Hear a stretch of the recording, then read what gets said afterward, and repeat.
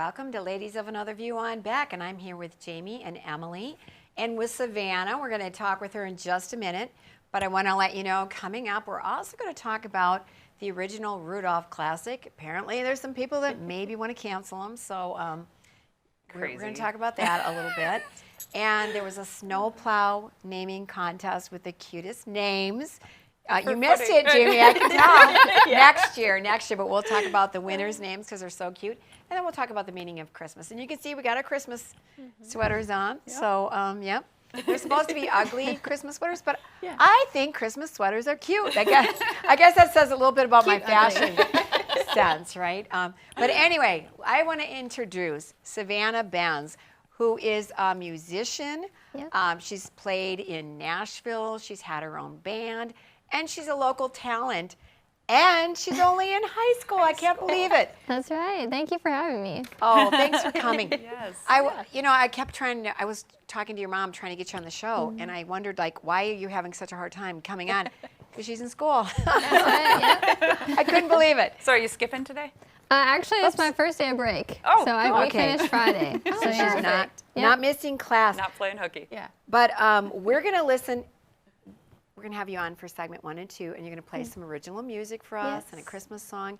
But tell us about, tell us what you're doing right now in your music career. So right now, in June, I went to Nashville for the very first time with my mom.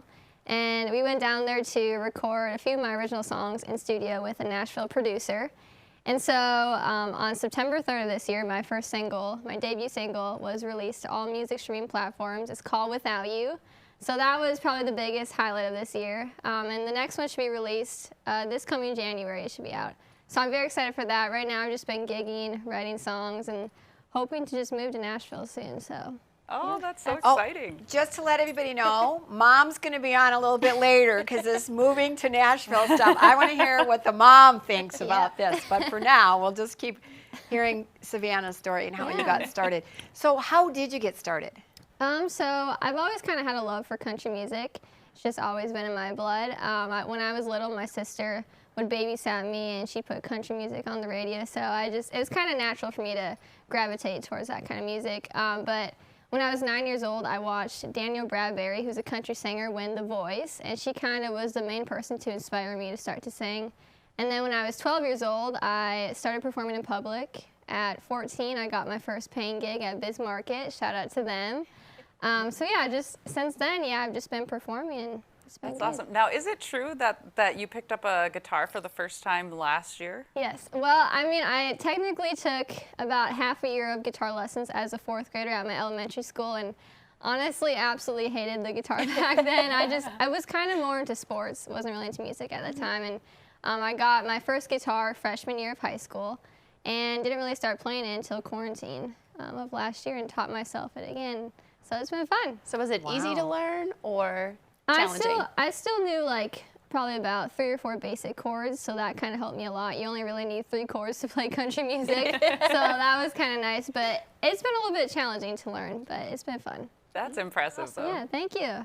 That's cool. Did you have voice training, or do people just naturally can hit all the notes and know what they're doing? I've never done a vocal lessons, never been in choir or anything. It's just something I guess that just came along. It's a God-given gift, huh? Yeah. Okay, I know the choir teacher, and I don't think she's too happy that you're not in choir. That's my guess. She's great, though. I'm in band at my school, but yeah. What instrument do you play in band? I play percussion. Okay. Yeah. That's awesome. So if you need to take over on the drum section? I don't know if I can do that. I'm probably not that skilled to do like the drum set and everything, but yeah, it's been good. So what's your band teacher's reaction of you going to Nashville? She's really supportive. They're all really supportive at my school, every single teacher, which is amazing. So yeah. Did they want to come with next time? I don't know. I mean, because I'm maybe. adoptable too. I'll see if I can get some tickets. Yeah, how many volunteers have you had to be your manager? I don't know. Actually, a few of my friends have kind of convinced me to let them be my manager, but we'll see. Not yet. So was Nashville everything you thought it would be? Or? Absolutely, yeah. We went down there, and I had a lot of high hopes, and everything was exactly how I imagined it. It was the best place to be. Oh, that's great. And you went down to record, right? Yes. And so how do you set that up? For most of us, we don't have a clue. Yeah. Honestly, I had no idea. I scheduled a call with my producer. I had to research producers down in Nashville to make sure I found the right one for my type of music. And so I researched and I found a producer named Smith Curry, and he played with a lot of old country musicians and new country musicians, played on #1 hits for Randy Travis, Jason Aldean, and everything. And so I called him, and he said, hey, let's pick a time, and I'll get you in the studio. We set that up, and yeah, so I just kind of had to make a few phone calls, navigate and network, and it just all kind of fell into place. How much did you have to ask other people for their advice? Because I'm assuming you didn't just have a phone book ready, Yeah. country music greats. That's right. Yeah. Social media is actually a big part of kind of how I found my producer and everything, and so I had a few friends that told me kind of their thoughts on producers and everything, which was very helpful. And then I had a different producer reach out to me, and they kind of told me which direction I should go, which is really nice. So yeah. So you had people, insiders. Yes. But how hard is it to get their phone numbers? We want to get celebrities on the show yeah. all the time, and we know, that it isn't that easy to find them or get a Yeah. hold of them. I mean, I just reached out to my producer. I think it was over Instagram, and we just connected. I think he gave me his phone number or something. I can't remember how it worked, but yeah, we just got to network somehow. I suppose they're always looking for new talent too, Yes. so they can't Yeah. be so inaccessible Yeah. that you can't find them. True. Yeah. Yeah. So social media plays a big part in does. promoting yourself. So do you run your own social media? I do for now. It's quite a lot to learn and kind of just put everything out there. And so yeah, I'm on Instagram, TikTok, Twitter, Facebook a lot. I'm not very active on Twitter because I'm not really trying to run that quite yet. It's kind of new to me, but yeah, I run everything by myself. So I mean, it's kind of nice to just do it by yourself so you can put what you want out there. But hopefully someday I can get some people to help me with that. Great. Is it okay? Well, we're going to have you sing. You're going to start out with which song? I'm going to start out with my original song. It's the song that released September 3rd of this year. It's called cool. Without You. Okay, so this is an yes. original song, and we'll ask you a little bit more about songwriting in the next Yes. segment. But let's play us out on Without You, right? Yes. Okay. Awesome.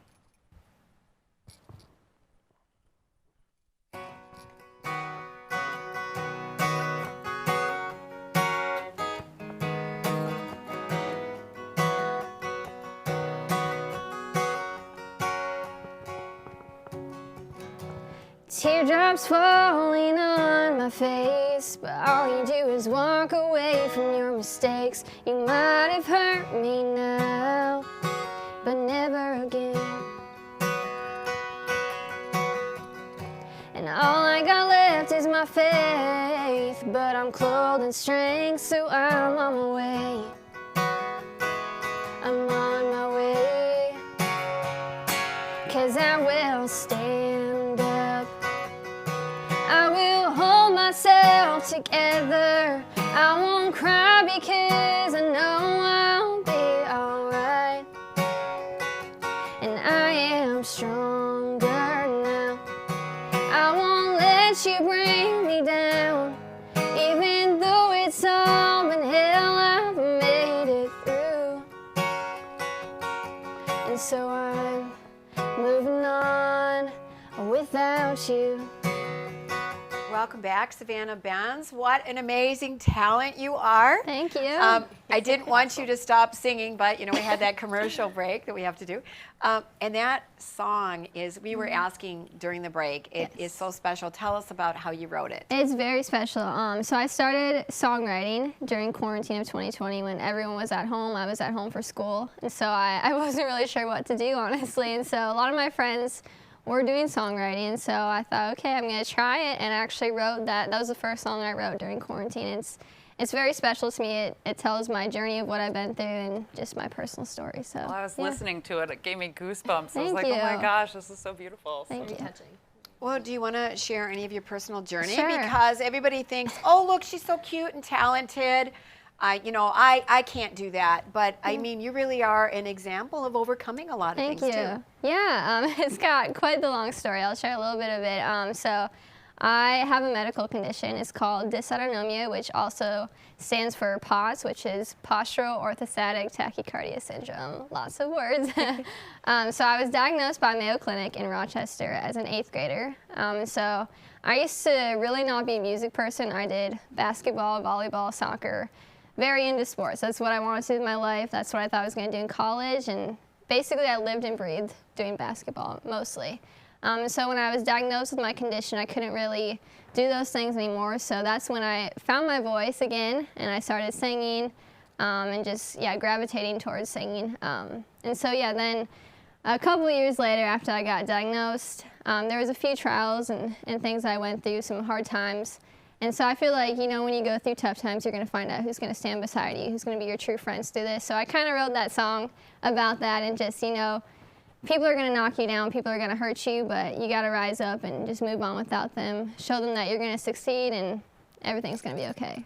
So, From a mom perspective, I remember your mom talking about, how scary it was. It was, yeah. And to have your daughter at school and she might pass out, Yeah. that had to be scary, embarrassing, Yes. lead to some insecurity. Like Definitely. you can't count on this not happening. yeah, I know. I definitely feel like during that time there's a lot of hard times with it, but I definitely grew through it. I kind of learned my triggers for my medical condition. I grew with it. I kind of accepted it. And so, it's just kind of made me who I am today. So if you could give a piece of advice to a young person out there, Yeah. what would it be? Medical or music? Just in general, like what helped you get Sure. to where you are? Like what? I would just say, be who you are. What you've been through doesn't define you. That's actually a lyric in my song that I just sang. And just learn to stand up for yourself. There's going to be a lot of people that maybe doubt you, a lot of people that push you down. There's going to be, in the music industry, it's very tough.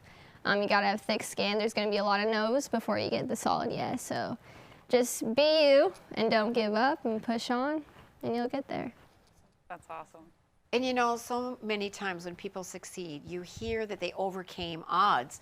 And in that way, it turns into a blessing, right? Very true. Like it helped prepare you for what you Definitely. have ahead. Yeah, definitely. I feel like even though I miss sports a lot, I still wish I could do it.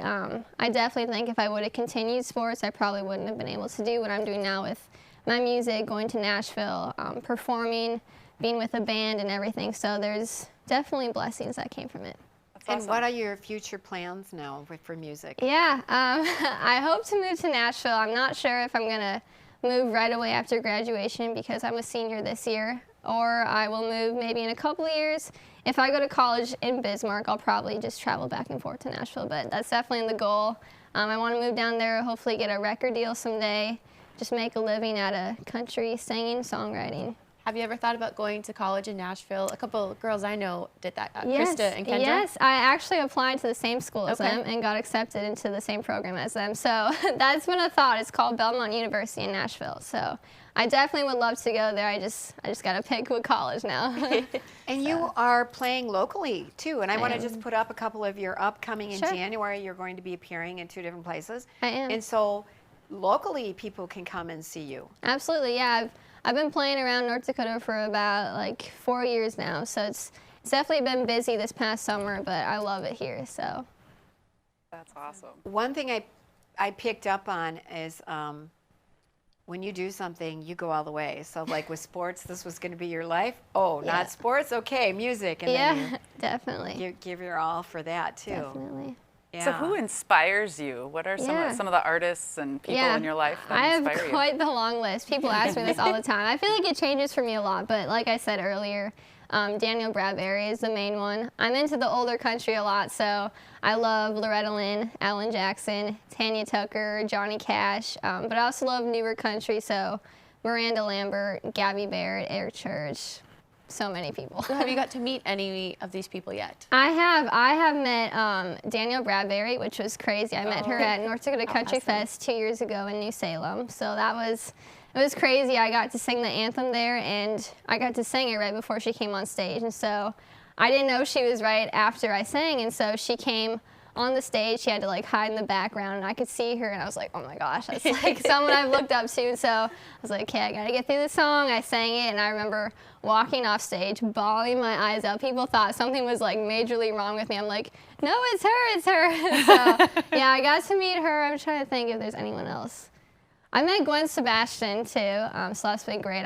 Hopefully I'll meet like Miranda Lambert someday or something. So but, does Daniel know how much she inspired you? Did you tell her I that? think so. I wrote her a really long letter, gave it to, I think it was her manager or something out there, and he gave it to her, and yeah, that's kind of how we connected that day.